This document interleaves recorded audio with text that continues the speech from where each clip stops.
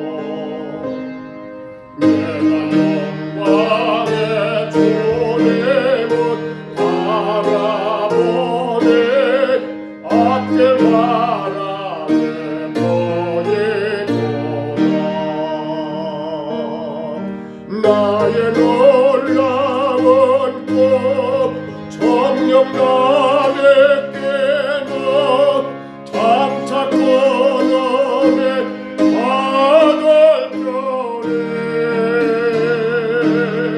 나의 놀라운 꿈 정녕 이루어져 주님 얼굴은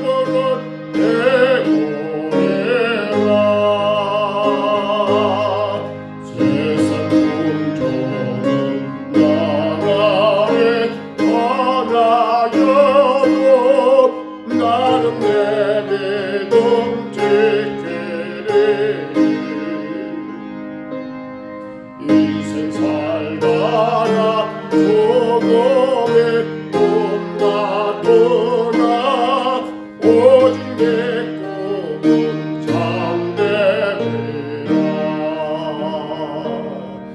나의 놀라운 꿈 정녕 나의 깨닫 장차 끊어내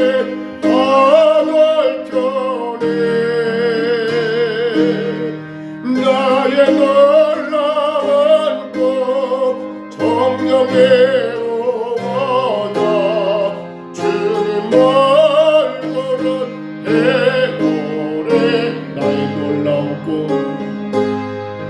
나의 놀라운 것 정녕 나의 깨끗 장차 그늘에 받을 겨에 나의 놀라운 것 정녕 예호와다 주님 얼굴은 배고해라. 하나님 말씀 시편 74편입니다. 구약성경 시편 74편.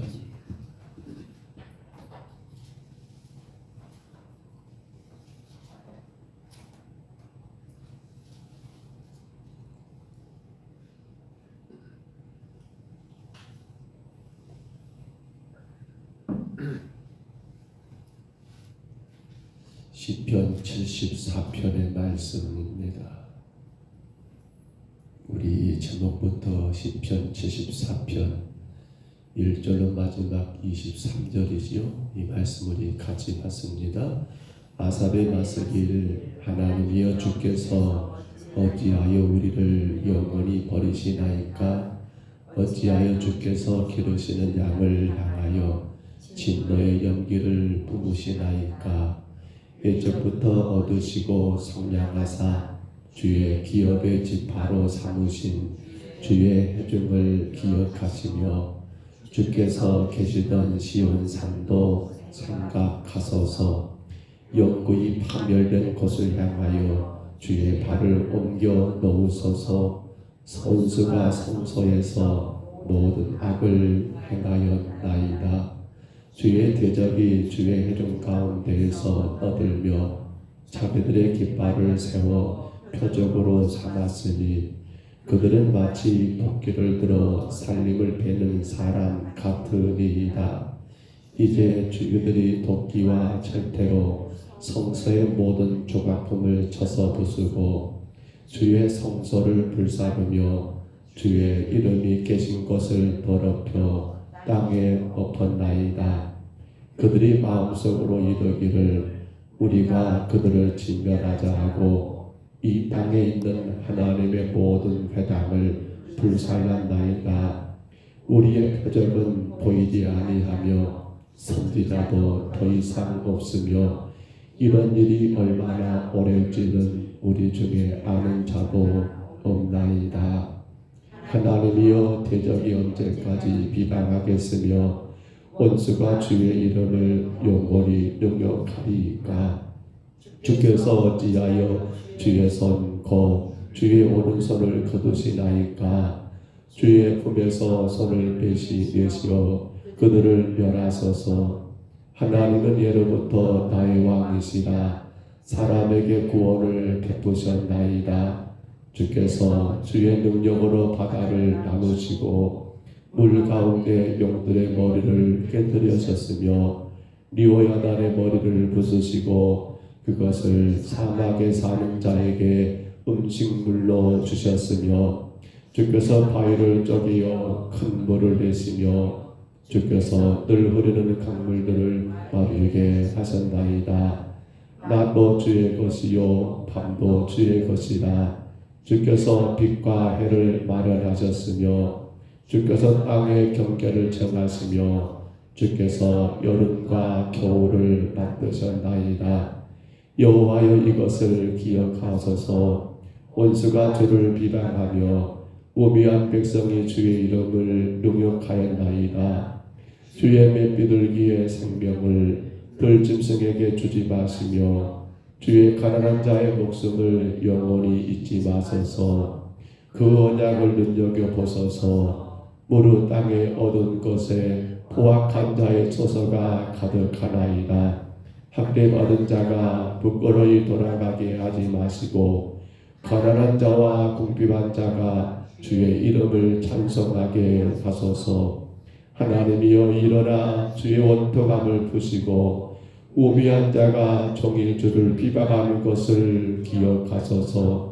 주의 대적들의 소리를 잊지 마소서. 일어나 주께 항거하는 자의 떠드는 소리가 항상 주께 상달되나이다. 아멘. 아사베 시가 우리가 어제 시편 73편부터 시작하여 여러분 83편까지 11편의 시가 아사베 시라고 그렇게 어제 말씀을 나누었습니다. 어제 말씀 꼭 기억하실까요? 어제 말씀에 가장 우리가 기억해야 할 것은 하나님께 가까이 함이 복이라고 했었지요. 그런데 그 가까이 한다는 게 뭘 말했던가요? 인생의 추나 추동, 인생의 그 어느 때 그 모든 것은 결국 하나님을 가까이 하기 위한 하나님의 계획, 하나님 우리에게 복 주시기 위한 그러한 하나님의 뜻이었다는 것을 어제 말씀을 나누었고요. 오늘 이어지는 이 74편의 시편의 내용을 가만히 묵상해 보면 아삽이 지었던 시라고는 기록됩니다만 구체적인 그 배경은 없지요. 다만 내용상 가만히 보면 언제일까요? 마치 이 유다가 바벨론의 그러한 침략 가운데 완전히 성이 다 무너지고 예루살렘 성전이 그렇게 불태워져 버리는 그러한 상황 속에서 아마 아삽 후손들 가운데 그걸 바라보는 그 어떤 후손들이 그것을 목도하며 하나님께 간구했던 그러한 시가 아니겠는가, 우리는 그렇게 생각해 볼 수가 있지요. 오늘 이 시편 1절로 11절을 보신다면 지금 유다가 처해 있는 그러한 비극적인 상황을 먼저 시인은 토로하고 있습니다. 하나님, 우리가 지금 이러이러한 상황이라고 그 비극적인 상황을 토로 탄식하는 그 전반부가 1절로 11절의 내용이겠고요. 12절로 17절을 보시면 그 가운데 하나님의 구원을 호소해야 하잖아요. 하나님, 지금 이런 상황인데 하나님 우리 구원해 주세요라고 그 구원을 호소해야 하는데, 허나 시인은 하나님께 구원을 호소하기 앞서서 이것을 추억하지요. 하나님께서 지난날 구원의 역사를 베푸셨던 그러한 날들, 주가 일하셨던 그러한 놀라운 그 은혜 날들을 회고하면서 여러분 하나님의 말씀을 따르고 있고요. 그리고 결론에 가서는 이제 하나님의 언약에 근거하여 하나님의 택한 백성을 구원해 주시기를 간절히 호소하는 그러한 내용으로 18절로 23절이 기록된 것을 보게 됩니다. 지금 시인은 나라의 주권이 상실되어 버렸습니다. 지금 시인이 바라보는 이 유다는 영토와 민족이 이미 이방의 민족들에 의해서 짓밟혀 버렸습니다. 그런데 놀라운 것은 이 정도 돼버리면 아마 그럴 것 같아요. 우리 같으면, 아니 저 같으면 더 하겠지요. 굉장히 분개하면서 하나님 이게 어찌된 일입니까? 어찌하여 우리 민족은 이렇습니까? 라고 분개가 앞설 것 같은데, 그런데 이 시인은 분개하지 않습니다. 오히려 무엇 하나님 앞에 호소합니까? 하나님의 이름이 이방인들에 의해서 모욕당하는 것을. 이게 참 시인의 아름다운 신앙겠지요. 지금 현재 내 앞에 펼쳐진 그 안타까운 괴로움을 하나님 앞에 토로하며 하나님 이거 아니지 않습니까? 라고 분개하는 것이 아니라 그 일 때문에 하나님의 이름이 이방의 사람들에게 모독당한 데 대해서 가슴 아파하는 내용들 보면 10절 한번 참고해 보실까요? 10절 봐보세요. 같이 한번 있습니다. 하나님이여 대적이 언제까지 비방하겠으며 원수가 주의 이름을 영원히 능력하리이까? 지금 시인에게 큰 건 뭐예요? 우리 민족이 이 꼴 당한 것보다도 이러한 상황으로 인하여 주의 이름이 욕되는 것을 주님, 저는 도저히 용납할 수가 없습니다. 주님, 언제까지 이렇게 하시겠습니까? 라고 하며 하나님의 구원과 공유를 간구하고 있더라는 거예요. 사랑하는 성도 여러분, 그렇습니다. 우리 신앙이 이렇게 가야 합니다. 내가 무엇이 잘 되고 못 되고가 여러분 그것 때문에 그것이 아니고요. 그 모든 것으로 인하여 근본적이 뭡니까? 하나님의 영광이 나타나야 하는데, 제가 그렇게 기도하라고 말씀을 많이 드린 것 같습니다. 구하세요. 여러분이 간절히 원하는 거 구하세요. 근데 그것을 구하는 목적이 뭐예요? 하나님 영광이 되기 위해서 구하라고 했잖아요. 그렇습니다. 나라의 주권과 민족의 자부심의 근거와 의의를 하나님의 영광과 결부시키고 있는 이 시인의 모습, 그렇지요. 하나님 절대주의 신앙을 여러분 우리에게 보여주는 이 아름다운 모습은 오늘 교회된 우리 성도들이 우리가 정말 본받아야 할 신앙의 가장 모범이라는 거예요. 많이 주보에 보면 옛날에, 요즘도 그런가 모르겠어요. 하나님 중심, 교회 중심, 말씀 중심, 좋아요. 근데 그게 뭐예요? 모든 것들이 하나님의 이름, 하나님의 영광을 위한 것이라는 그한 하나의 큰 틀이 아니지 않습니까? 어떤 상황도, 어떤 일을 만나도, 어떤 환경에 처해도 주님, 이 일로 인하여 주의 영광이 가려지지 않기를 구하는 시인의 기도 말입니다. 이것이 바로 여러분 귀한 신앙의 모델이지요. 그러나 유화적인 신앙은 뭡니까? 어린아이 같은 신앙은 뭐예요? 그저 보이는 그것에 매달려서 안 되면 안 된다라고 불평하고 원망하는, 이건 어린 유아적인 거예요. 이건 아직도 애의 신앙이 성장하지 못하는 거예요. 그저 눈에 보여지는 거, 어제도 말씀드렸잖아요. 눈에 보여지는 거, 그것에 의해서 여러분 시비가 가리고 되면 좋았다가 안 되면 실망했다가, 이건 뭐예요? 이건 어린아이 같은 아주 유치한 신앙이더라는 거예요. 보세요. 우리 16절로 17절만 같이 한번 다시 읽어봅니다. 보면 16절부터 17절입니다. 같이 읽을게요. 낮도 주의 것이요 밤도 주의 것이라. 주께서 빛과 해를 마련히 하셨으며 주께서 땅의 경계를 정하시며 주께서 여름과 겨울을 만드셨나이다. 아멘. 여러분 보십시오. 낮과 밤을 이야기합니다. 여름과 겨울을 이야기합니다. 왜 지금 시인은 갑자기 낮과 밤, 여름과 겨울을 언급하고 있을까요? 여러분, 이 낮이라고 하는 거 그리고 여름이라고 하는 것을 하나로 묶어보시고요. 여러분, 밤이라는 거 그리고 겨울이라는 거 함께 묶어보세요. 그러면 낮과 여름은 어느 때입니까? 낮과 여름은 여러분 하나님이 우리 가운데 복을 주시고 형통과 번영했다라고 그렇게 이해하면 되잖아요. 하면 밤과 겨울은 뭐예요? 밤은 어둡잖아요. 겨울은 모든 게 다 여러분 얼어버리고 참 적막하잖아요. 춥잖아요. 한마디로 말하면 인생의 고난의 때를 오늘 성경은 밤과 그리고 겨울로 상징하고 있지 않을까요? 그렇습니다. 여러분 13절로 15절까지 말했던 하나님의 그 놀라운 구원의 역사가 뭐예요? 낮과 여름인 것처럼, 그렇지요. 인간에게 큰 기쁨과 힘을 주는 하나님의 은총을 여러분 그렇게 낮과 여름으로 말하고 있습니다. 하나님의 크고 놀라신 은혜 말입니다. 그런데 지금 현재 이 유다가 당하고 있는 여러분 현실이 어떤 현실이었던가요? 현실은 지금 밤과 겨울과 같은 현실이에요.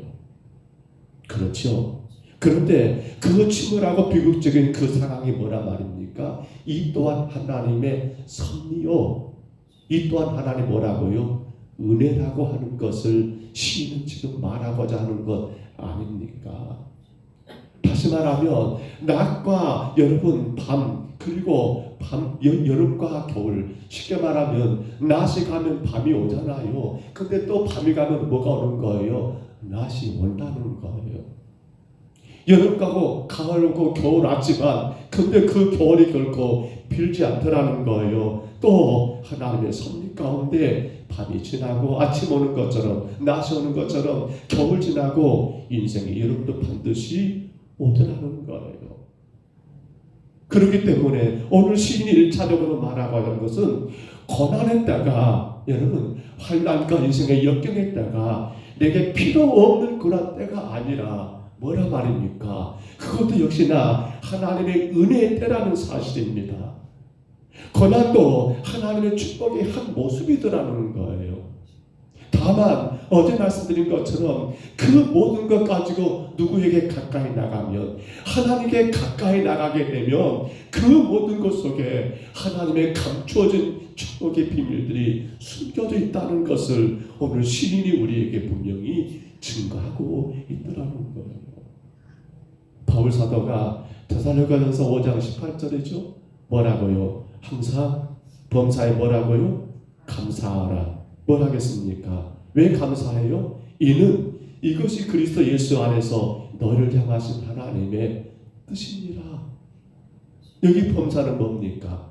범사는 그렇지요. 슬플 때나 기쁠 때나, 실패할 때나 성공할 때나, 고난할 때나 번영과 영통할 때나, 이 모든 것 포괄하는 말이 범사 아니겠습니까? 오늘 성도 여러분, 우리는 여름도 좋고 우리는 낮도 참 좋습니다. 낮과 여름, 우리 인생이 형통할 때. 그러나 우리 삶 가운데 꼭 낮과 여름만 있는 건 아니지 않습니까? 온지도 않지만 오늘 갑자기 찾아버린 밤과 같은 인생, 겨울과 같은 그런 우리의 환경 말입니다. 진정한 성도는 이 시절을 어떻게 이겨낼까요?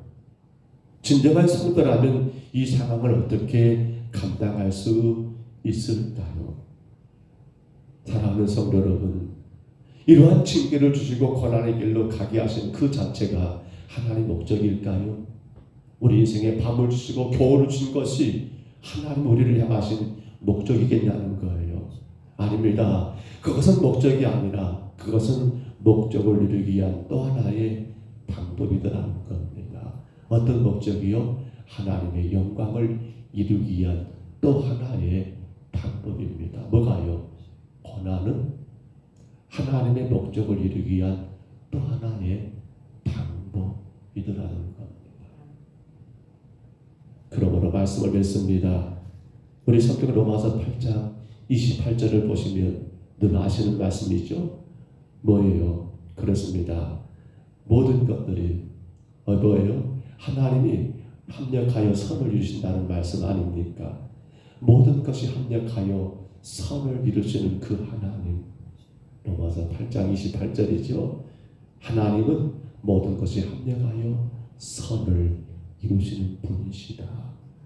때로는 밤과 겨울과 같은 인생을 만난다 할지라도 그것은 결코 우리에게 의미 없는 시간이 아니라 하나님의 영광을 위하여 우리에게 주어진 또 하나의 방법이기에 우리는 그때 더 주께로 가까이 나가 주의 뜻을 깨닫고 감당함으로 여러분의 삶 가운데 그 모든 것이 하나님의 영광이 되시기를 주의 이름으로 축복합니다. 주의 이름으로 축원합니다.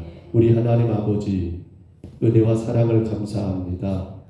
시인이 너무도 심란하고 안타까운 그 민족의 현실, 아버지 원성이 다 무너지고 아버지 성전이 파괴되고 고통의 그 순간을 맞이했을 때에 너무도 안타깝고 너무도 분개할 수밖에 없지만 오히려 시인은 그 모든 것 가운데 하나님의 영광을 고백했던 것을 우리가 오늘 말씀 가운데 깨닫게 됩니다. 주님 불쌍히 여기옵소서. 우리의 모든 인생 가운데 밤낮이나 여름도 좋지만 원치 않은 밤이 오고 겨울이 온다 할지라도 주여 그 속에 주님의 놀라우신 섭리와 뜻을 깨닫는 우리의 믿음 되게 하여 주옵소서. 하나님을 가까이 하며 내게 복이라는 주의 말씀 따라 모든 상황 속에서 오직 하나님의 영광을 구하게 하시고 하나님 그로 말미암아 주가 예비하시는 주가 계획하시고 주가 이끌어 가시는 놀라운 은혜의 삶을 우리 온 성도들이 감당케 하옵소서. 오늘도 주께 왔습니다. 한 생명 한 생명을 붙드시고 아버지 하나님 간구하는 그 기도 속에 주님 응답하시되 주님의 영광 되게 하시고 주님의 거룩한 나라가 세워지는 아름다운 역사만 있게 하옵소서. 인도하심을 감사하고 예수님 이름으로 간절히 기도하옵나이다. 아멘. 하늘에 계신 우리 아버지여, 이름이 거룩히 여김을 받으시오며 나라의 임하옵시며 뜻이 하늘에서 이루어진 것 같이 땅에서도 이루어지리다. 오늘날 우리에게 일용할 양식을 주옵시고 우리가 우리에게 죄진 자를 사하여 준 것 같이 우리 죄를 사하여 주옵시고 우리를 시험에 들게 하지 마옵시고 다만 악에서 구하옵소서. 내게 나라와 권세와 영광이 아버지께 영원히 있사옵나이다. 아멘. 우리 아침에 간절히 기도합니다. 주님, 낮과 여름의 인생도 하나님의 축복이지만 원치 않은 밤과 겨울의 인생을 맞이했다 할지라도 주여 내가 낙심하고 절망할 것이 아니요 이 또한 하나님의 구원, 하나님의 목적을 이루기 위한 하나의 방법이기에 오직 하나님의 영광을 구하며 그 모든 것 가운데 주님의 영광이 나타나기를 간절히 구하며 승리한 우리 삶이 되기를 우리 아침에 간절히 구하시기를 바랍니다. 하나님을 가까이 내게 보게 하겠습니다. 그것으로 인하여 더 주님을 가까이 하게 되고 주의 뜻을 깨닫게 되고 주의 인도하심을 따라가는 아름다운 은혜를 감당하게 하옵소서. 간절히 구하시기를 바랍니다. 또한 기도합니다. 하나님, 벌써 1년에 이제 마지막 11월도 얼마 안 남았습니다. 하나님, 11월이 끝나고 12월 금년도 다 저물어가고 있는데 내게 맡기신 그 귀한 직분, 그 귀한 사명을 내가 충성되게 감당하고 있는지, 주가 원하시는 믿음의 삶을 온전히 감당하고 있는지, 혹여라도 어린아이처럼 좋은 것만 좋아하고 어린아이처럼 힘들고 어려운 것은 불평하고 투정하는 우리 신앙은 아닌지를 다시금 돌아보며 기도하시기를 바라고요. 영육간에 약한 성도들이 많지요. 하나님, 저들을 만져주시고 저들을 강건하게 세워주시기를 오직 십자가의 구속의 은혜 가운데 몸도 마음도 건강하여 믿음의 삶을 온전히 승리하기를 우리 간절히 또한 구하시기를 바랍니다. 우리의 자녀들, 하나님의 저들이 더 주님을 의지하고 주께 가까이 나감으로 날마다 이끄시는 주의 능력 안에 거하게 하옵소서. 어렵고 힘든데 우리 성도들의 모든 생업을 하나님이여 간섭하시옵소서. 하나님 은혜 가운데 잘 감당하게 하시고 하나님 영광을 위해 귀하게 쓰임받는 우리 모든 성도들의 기업이 될 수 있도록 우리 기도하시기를 바랍니다. 우리 아침에 주님 한번 부르시고요, 우리 간절히 각자 통성으로 기도합니다. 주님